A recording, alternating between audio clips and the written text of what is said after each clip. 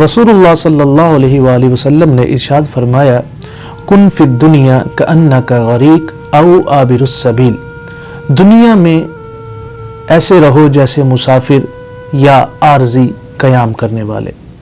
आपने कई मुल्कों का सफ़र किया होगा और जब आप एक ट्रांजिट से दूसरे ट्रांजिट जाते हैं तो वहाँ पर लिखा होता है आबिरून, उसका मतलब यह है कि आर्जी क़याम करने वाले। तो ये दुनिया जो है ये आर्जी क़याम गाह है, इसमें हम इसको मुस्तकिल क़याम गाह समझ बैठे हैं और यही वजह है हमने दुनिया को ही सब कुछ समझ लिया।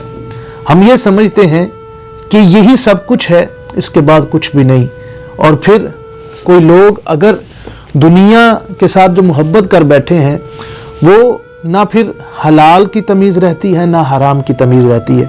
और फिर जब उनसे कहा जाए भाई ये जो तुम काम कर रहे हो ये ठीक नहीं है, ये हराम है, ये इस्लाम में इसको मना किया गया, तो वो कहते हैं यार देखा जाएगा, अभी तो है ना, अभी तो हमें ये करने दो। लेकिन याद रखो क़यामत का जो मंजर है और क़यामत का जो वक्त है और कब्र का जो अंदरूनी मामला है वो बड़ा खौफनाक है। इसलिए हमें आज से ही इसी वक्त अपने मामलात को ठीक करना चाहिए और एक मुसाफिर की तरह दुनिया में रहना चाहिए।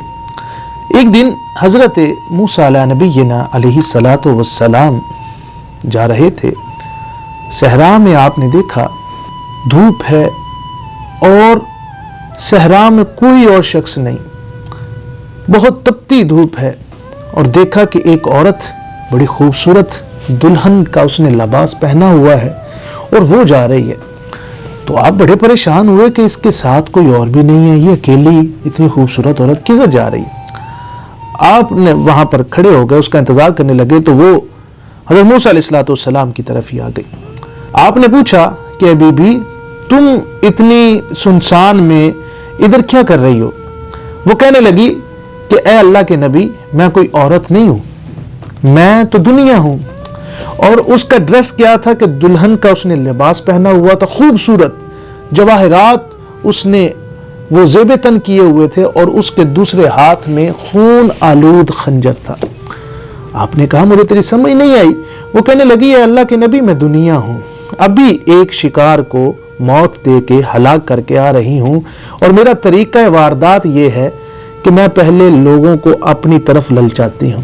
यानी दुनिया है, बंदा कहता है ये गाड़ी मेरी हो जाए, इतना प्यारा मकान बन जाए, इतना बैंक बैलेंस हो जाए, वो कहती है कि मैं उसको अपनी तरफ फरेफ्ता करती हूँ, अपने जाल में फंसाती हूँ। अब जब वो मेरे जाल में फंस गया, अब वो नमाजें भी उसकी जा रही हैं, उसे परवाह कोई नहीं, अच्छा यार कल पढ़ लेंगे, वो कल नहीं आती। वो हलाल कमा रहा है या हराम कमा रहा है, कोई कंसर्न नहीं। कंसर्न ये है कि मेरा बैंक बैलेंस ज्यादा हो जाए, कंसर्न ये है कि मेरे पास बड़ी अच्छी गाड़ी हो, कंसर्न ये है कि मेरे पास बड़े अच्छे बेंगलोज हों। तो जब वो दुनिया अपने अंदर उसके साथ इंसान प्यार कर लेता है तो फिर वो कहती है कि मैं उसको, जब इंसान आप देखते हैं सारी जिंदगी कमाता रहता है और फिर आखिरी ठिकाना क्या है, कब्र है। कब्र में क्या कुछ लेके जाता, कुछ भी नहीं। वो कहती मैं अपनी तरफ उसको ललचा के फिसला के अपनी मोहब्बत में गिरफ्तार करके जब उसको किसी काम के लिए नहीं रहने देती फिर उसको छोड़ देती हूँ, यानी वो मर जाता है, मैं अपने अगले शिकार की तरफ चली जाती हूँ। तो हमें इस वाकया से नसीहत पकड़नी चाहिए। जो सब कुछ इसी दुनिया को ही समझ बैठे हैं और ना किसी नेकी की तरफ रुझान है। आज हमारी नमाजें कज़ा हो रही हैं, हमें कोई फिक्र नहीं, फजर भी कज़ा, जोहर, असर, मगरिब, इशा, ड्यूटी है जनाब, पैसे कमा रहे हैं, पैसा नहीं होगा तो करेंगे क्या।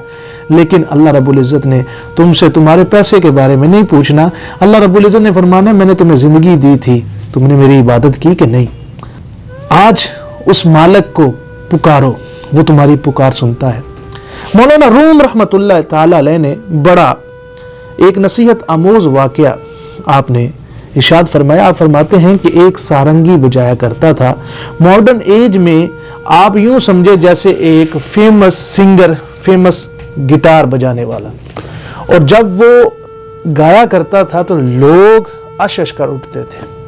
लोग उसके दिलदादा थे कि हम उसको देख लें, हम उससे बात कर लें। जैसे आज हमारे कुछ यूथ जनरेशन जो है वो सिंगिंग और सिंगर्स के लिए बड़ा जनाब के ऑटोग्राफ मिल जाए, ऐसे بڑی اس کی فالوئنگ تھی، بڑے اس کے فالورز تھے، بڑے فین تھے اس کے.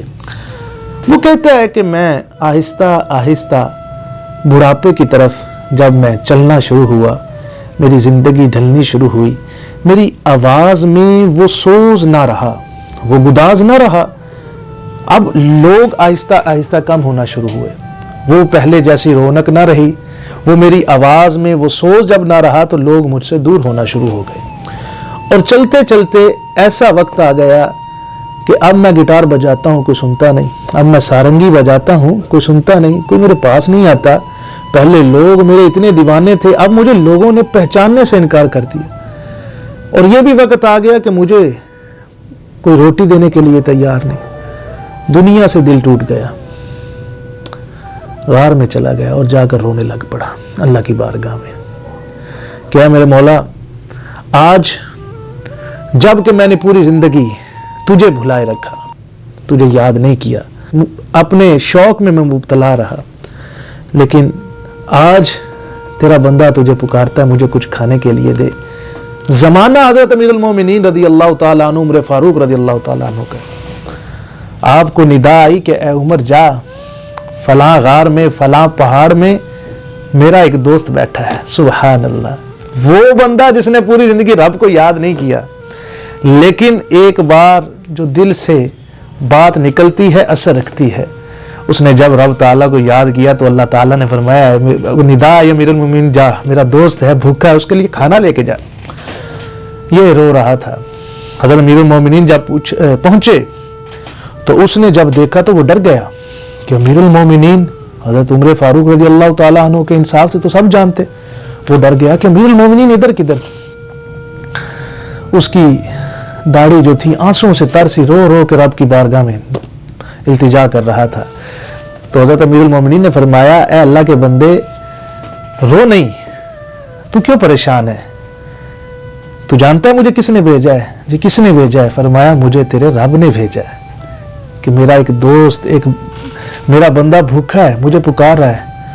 اس نے اتنا سننا تھا، وہ قدموں میں گر گیا، اس کی چیخ نکلی اور اس نے کہا جس رب کو میں اتنا عرصہ بھلائے رکھا، بھلائے بیٹھا رہا، آج سچے دل سے رب کو یاد کیا ہے تو رب تعالیٰ نے کھانے کا بھی سامان کر دیا، اور وہ بھی کس سے؟ جو وقت کا امیر المومنین ہے.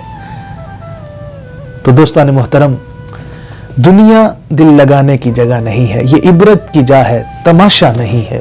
اس لیے دنیا میں مصطفیٰ کریم علیہ الصلوۃ والسلام نے فرمایا ایسے رہو جیسے ایک مسافر ہے. جب مسافر جب سفر کرتا ہے تو تھوڑا سا اس کے پاس زیادہ راہ ہوتا ہے کہ میں اپنی ڈیسٹینیشن پر پہنچ جاؤں. یا آپ نے فرمایا او عابر السبیل، یا وہ اس عارضی قیام کرنے والے کی طرح رہو کہ جو کچھ ہی دیر کے بعد اس نے اس سٹی کو چھوڑنا ہے یا اس کنٹری کو چھوڑنا ہے اور نیکسٹ کی طرف فلائٹ کر جانا ہے، چلے جانا ہے. تو اللہ رب العزت سے دعا ہے اللہ احکم الحاکمین ہمیں دنیا میں ایسے رہنے کی توفیق عطا فرمائے جیسے اللہ رب العزت کے